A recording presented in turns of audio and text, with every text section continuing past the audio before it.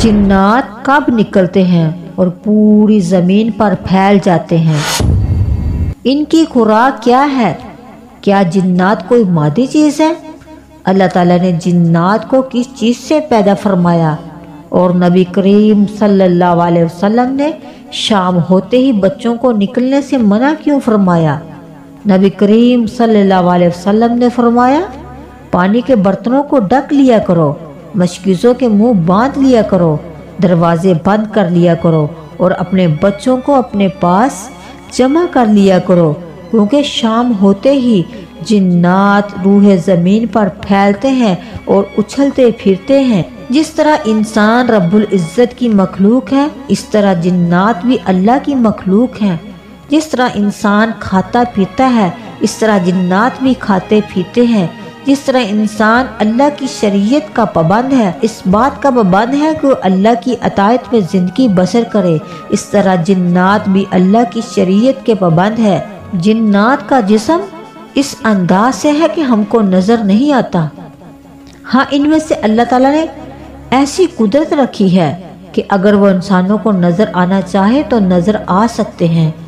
مختلف شکلوں کے بدلنے پر وہ قادر ہے، چاہے وہ کتے کی شکل اختیار کر لے یا بلی کی۔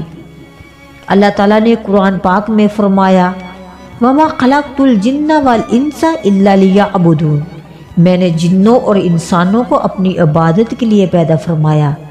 انسان اور جن دونوں کے رہن سہن طریقہ زندگی میں فرق ہے، لیکن شریعت کے دونوں پابند ہیں۔ جنات انسان کی طرح آپس میں نکاح بھی کرتے ہیں اور ان کی اولادیں بھی پیدا ہوتی ہیں اور نسلیں بھی چلتی ہیں۔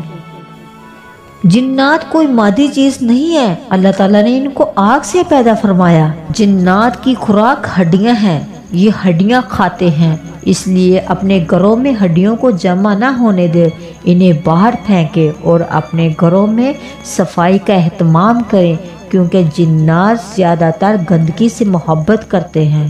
بعض دفعہ جنات اور شیاطین سانپ کی شکل میں زمین پر پھیل کر رات کے وقت انسانوں کو تکلیف کا باعث بنتے ہیں۔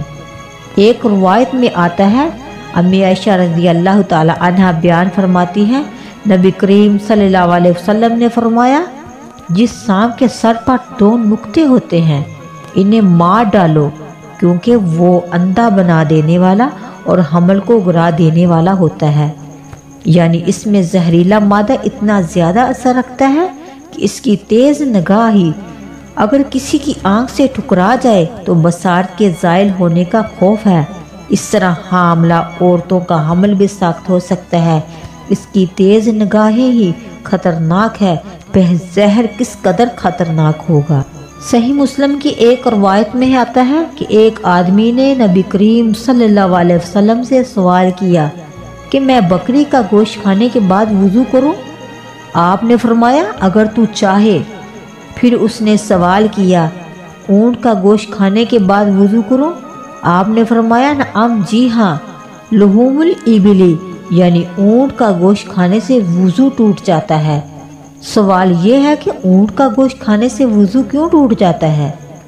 آپ صلی اللہ علیہ وسلم نے فرمایا، اونٹ شیطانوں سے پیدا ہوتے ہیں، بس جب ان کو شیطانوں سے مشابت ہوئی اور شیاطین ناری ہے، یعنی آگ سے بنا ہوا ہے، اس کو اللہ تعالیٰ نے آگ سے پیدا کیا ہے، اس لیے آگ کو صرف پانی ہی بجھا سکتا ہے، اس لیے اونٹ کا گوشت کھانے کے بعد پانی کا استعمال ہی اس کے برے اثر کو زائل کر سکے گا، پر اس لیے وضو کر لینے کا حکم فرمایا۔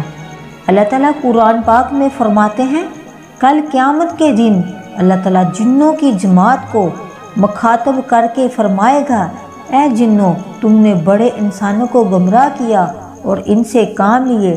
قرآن کے الفاظ ہیں، جو انسانوں میں سے جنوں کے دوست ہیں، اور وہ کہیں گے، یا اللہ، صرف جنوں نے ہی ہم سے کام نہیں لیا بلکہ ہم نے بھی ان سے کام لیا۔ اللہ تعالیٰ ہمیں عمل کی توفیق عطا فرمائے۔ وما توفیقی الا باللہ۔